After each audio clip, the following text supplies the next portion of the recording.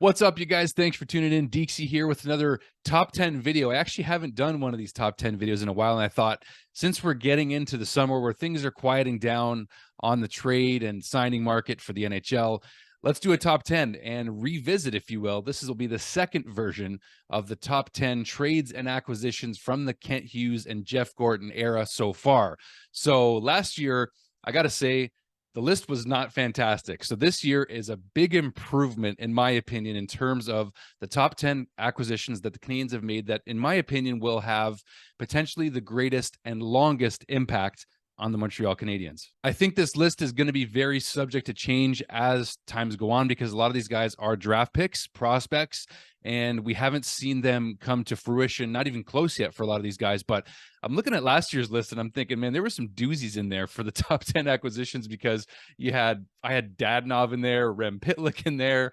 There was some more in there that I just was like, not looking back. They weren't the greatest. Some of them obviously didn't pan out, but I really like this list for this year so far. So let's just get right into it. Starting with number 10, we've got Jacob Fowler, new goaltender drafted 69th overall by the Canadiens just less than a month ago in the 2023 NHL entry draft. And, you talk about how the Canadiens need to get a goalie. I was just talking about this with Dale Weiss the other day, so be sure to check that episode with Weissy out as he just made his return to YouTube here. It's a great episode, so do watch that as well. But talking about goaltenders and the future of the position for the Habs, we know that Sam Montembeault is a very good backup, and he's maybe not necessarily a number one guy. It's going to be up to him to prove that. I think most of us feel that the Canadiens still are in search of that number one goaltender of the future for the Montreal Canadiens. And when you describe Jacob Fowler's game, at least in comparisons, he compares himself to Cam Talbot, Jake Ottinger, and Craig Anderson. Nothing sexy about their games. They just stop the puck. That actually came from Jacob Fowler's interview describing how there's nothing stylistically special about those goalies. They just stop the puck.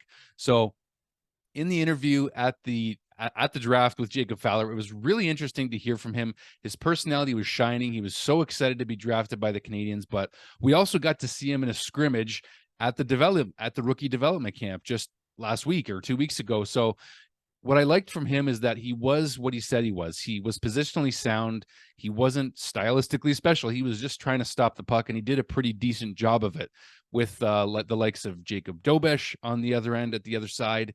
And frankly, I like what I saw from him. It was only a sample size. He's going to be playing in college for the next 2 to 3 seasons at least before he even gets a chance to crack the Canadiens roster. So we're still going to likely see Jake Allen and Sam Montembeault leading the way. Maybe Jacob Dobesh gets a call up to the Canadiens this year or next year, see what they got, see if Caden Primo is going to remain with this organization, because we just don't see still Caden Primo, I don't think, as a number one guy, at least not right now. But remains to be seen. I like what I see in Jacob Fowler, though, and I am hopeful that he has potential. I think he has potential. Just my gut feel on him. I haven't seen a ton of him play yet. I'm not trying to convince you guys to be overhyped about him. I know I can overhype players, and that's a problem I have sometimes, but I just have a good feeling about Jacob Fowler. And if we continue to watch his development path and his numbers stay good in college and he continues to grow and develop, I think he's got potential to be our number one guy of the future. At number 9, my buddy, I call him my buddy. I only had one in-person interview with him, which you can also check out on my channel, an in-person sit down with OWEN BECK, who actually, to me, is someone that still has some growing and learning to do. I wouldn't say learning as much as growing. I think it's more like a combination of the two maybe, but I think OWEN has a lot of potential to replace Jake Evans. I think that's the goal maybe, is to slot him in as a fourth line center who's got more offensive upside and has really good face-offs, a really good face-off percentage, which is getting better and better as he goes throughout his young junior career here. But I think that OWEN BECK has the potential to have a more offensive upside than, say, a Jake Evans did or does. And I think there's more to be desired. And I know that basically right now he can't go to Laval, is what the current status of his career is. So he might have to play another year in junior before really getting a serious look at pro. And I think that would make sense for him to just go and dominate with the Peterborough Petes for another year in the OHL or wherever they decide to have him play. But I think that it would just be an opportunity for him to continue to grow his game. And I think, again, that maybe I don't know that third line center, just based on the depth right now for the Canadiens, is the goal for Owen Beck, but that's not a bad thing. It just depends on where eventually you slot in Alex Newhook. Is he going to be a center? Is he going to be a forward? We'll see what happens with him. But I like Owen Beck's potential. I like to see him climb this list in the coming seasons with the Canadiens top 10 here, and we'll see where it goes. Next in the list, another prospect that I still think people are not certain about, but I do have a lot of faith in, and that's Philip Machar. He had early comparisons to Thomas Plekanec, actually, and we know that Machar is a winger and not a center like Plecky was. However, when you watch Machar play, he's got a very distinct skating style. You can really notice him when he's out on the ice. He's very creative and crafty on his skates. He moves well in the offensive zone. I think he's pretty defensively responsible as well, based on what I've seen of him.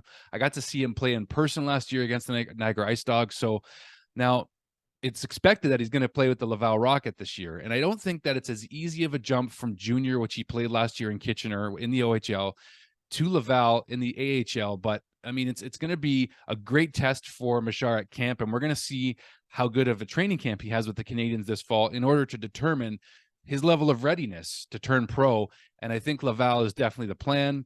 There's going to be other players, certainly, that we're going to see amongst Machar, but I have faith that he's going to be somebody that could be a third or fourth line guy long-term with the Canadiens, able to produce offensively, be defensively responsible, help turn pucks the other way offensively in order to create opportunities for the Canadiens to be that fast-skilled, high-octane offensive team that we want them to be. It's interesting because Joshua Waugh was not actually acquired by the Hughes and Gorton era, but I would have liked to insert him in this top 10 list, but we're specifically focusing on the players that were acquired by the Hughes-Gorton era. So that was an omission that I didn't have in this list because he was drafted by the Timmins and Bergevin era, of course, but he would be on this list in terms of prospects. Maybe we'll just do another prospect video for another day.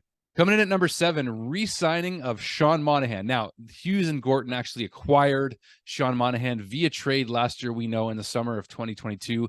In return, the Canadiens took on Sean Monahan's remaining one-year contract with the Calgary Flames and also got a 2025 first-rounder in the process. And the Canadiens had to give up only future considerations, which in other words means zilch, to the Calgary Flames. So that was a really nice trade, I thought, especially now that even though Monahan got injured last year and only played 25 games with the Canadiens, now is a great opportunity for him to redeem himself, stay healthy, hopefully as best as possible with the new Canadiens medical staff coming into town here, and give the Canadiens an opportunity to remain competitive and help them compete for a wild card spot this season. Now, I know that's still a long shot. I don't expect the Canadiens. I don't think they're going to make the playoffs this year still. However, it would be nice for them to be competitive, still competing for a playoff spot after Christmas, because we know before Christmas, it was basically over for the last 2 seasons in a row. Not basically, it was. Sean Monahan is such a simple yet it's clear that he's a veteran in the NHL because his positioning is so sound. He's good in the face-off dot.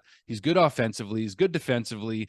He's got a little bit of sandpaper, and he's got some size. So he just has a lot of elements that he brings as an NHL veteran that you have to like. And for that cap hit of $1.98 million now, it's certainly going to show its value if he can stay healthy this season. Number 6, we've got Mike Matheson. Now, this was a good deal because he came in for Jeff Petrie, as we know, and Ryan Poehling went the other way along with Jeff Petrie to the Pittsburgh Penguins at the time.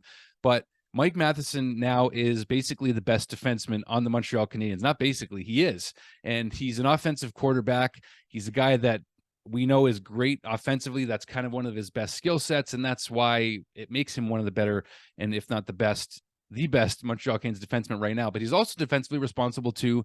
He's a good leader. He's from Pointe-Claire, Quebec, same as me. As we know, we've had the comparisons with me looking like Mike Matheson just a little bit with the red hair. But what he brings to the table is leadership. I would not be surprised to see him get an A on his sweater this year with the departure of Joel Edmondson. So I will be surprised if Mike Matheson's not going to have an A on his sweater this season. I think it's almost a guarantee that Nick Suzuki, Brendan Gallagher, and Mike Matheson will be your other alternates for the Canadiens this season.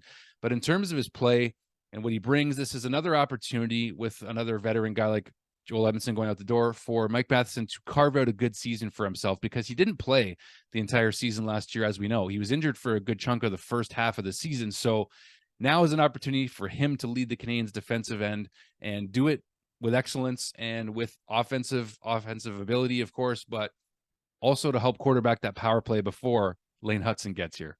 Number 5, conveniently, is David REINBACHER. So we've got REINBACHER at number 5. As we know, we picked him 5th overall, much to a lot of our surprise in this year's draft. But those of us that were really wanting an offensive forward in general in this draft, once we got over that here in the last couple weeks, realizing that we have David REINBACHER, who's absolutely just loving the love that he's getting from Montreal Canadiens fans. But as we really look closely at what David REINBACHER could become for the Montreal Canadiens, he could be a number 1 D on the right side. At worst case, a second pairing D. And I think, honestly, the ceiling for him is definitely a first pairing D. So that could be, you know, Caden Gooley and David REINBACHER leading the way. Or, you know, I think Logan Mailloux would probably be, in my mind, a great second pairing guy potentially. So with that in mind, with David REINBACHER, I think the ceiling is hard to project in a sense, because I think he's going to be better than a lot of us thought he was. And he's got offensive upside that some of us, if we didn't do research, which I was guilty of a little bit because I didn't want a defenseman in this draft, he's actually got decent offensive upside. And I think that that's a positive, of course, with a guy like Lane Hutson coming in as a power play quarterback. And David REINBACHER could easily help quarterback the second power play unit, or worst case, best case scenario, help quarterback or help Lane Hutson on the right side of the first power play unit in the future. REINBACHER's got size, he's got stability, he's able to handle the puck pretty well. It's refreshing to know, because we won't just be relying on Lane to create offense from the back end.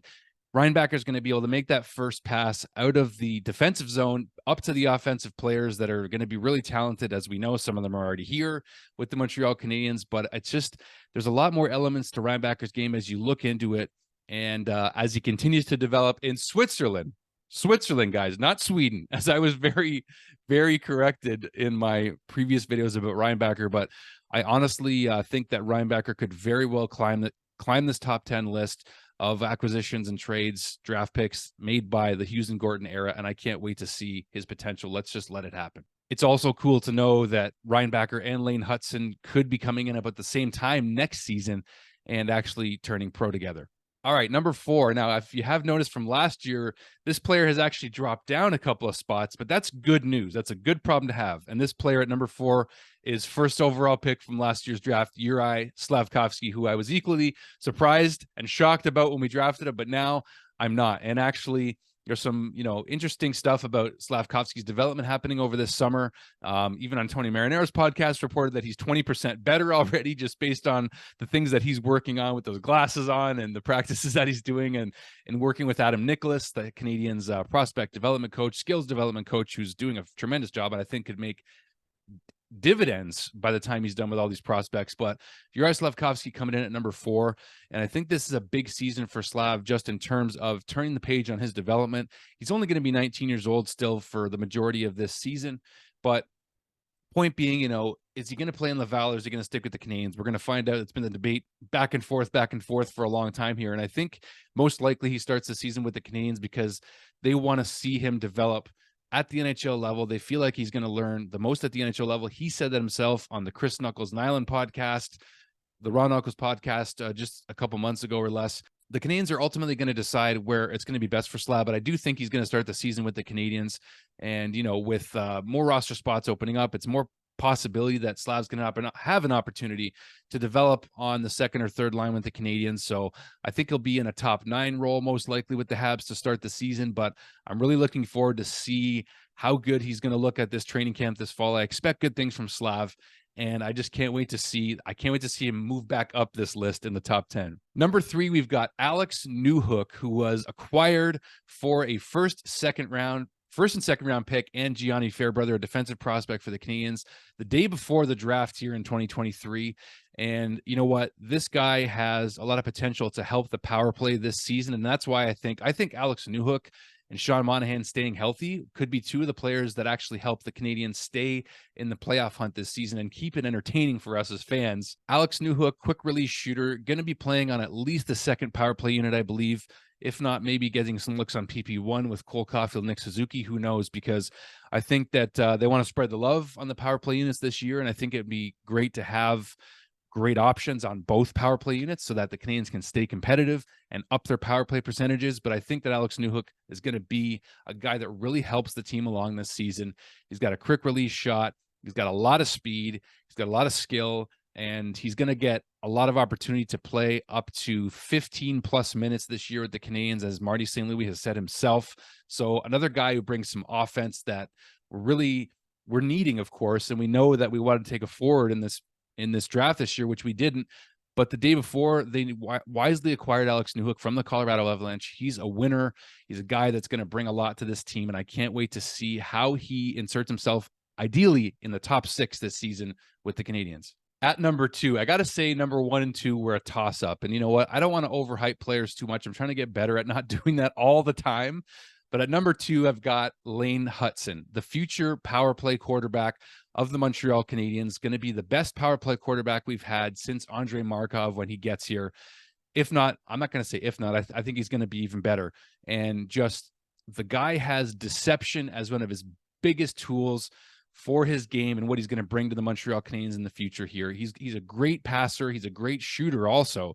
And I think that the way he's able to use his decoy and deceptive abilities and his skating abilities, that's all a combination. His hands, his feet, everything. He's able to be deceptive and creative. He's able to do so many things offensively, but I hope that his defensive game, which probably needs the most work, and not probably, it definitely does after some of the things we've seen in World Junior tournaments and just the world tournaments that he's played in, and even in Boston College, Boston University.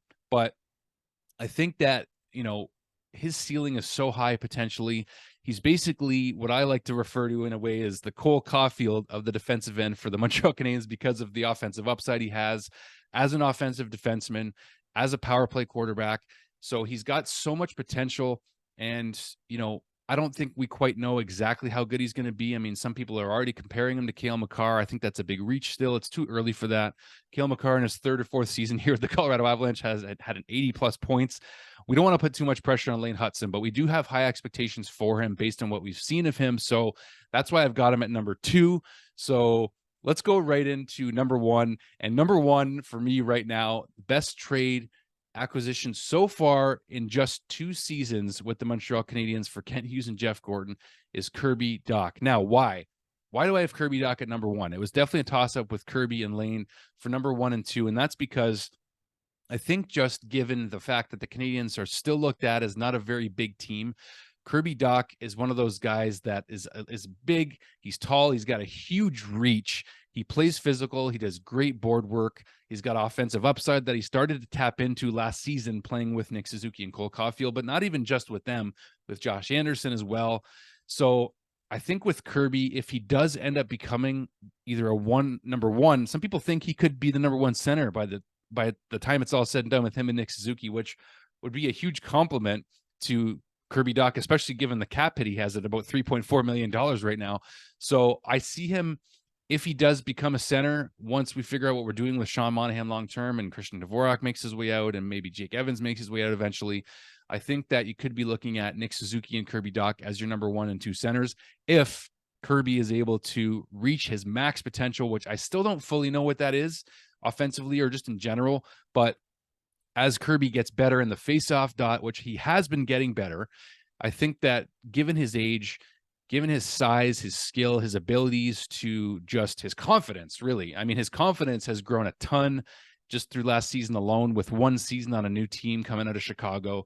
So I've got Kirby Dach as number 1 because it's so difficult to acquire centers, as we know. And we thought we should have taken Shane Wright. I know I did last year over SLAFKOVSKY because he was a centerman, and you could have had a 1-2 punch of Shane Wright and Nick Suzuki at center.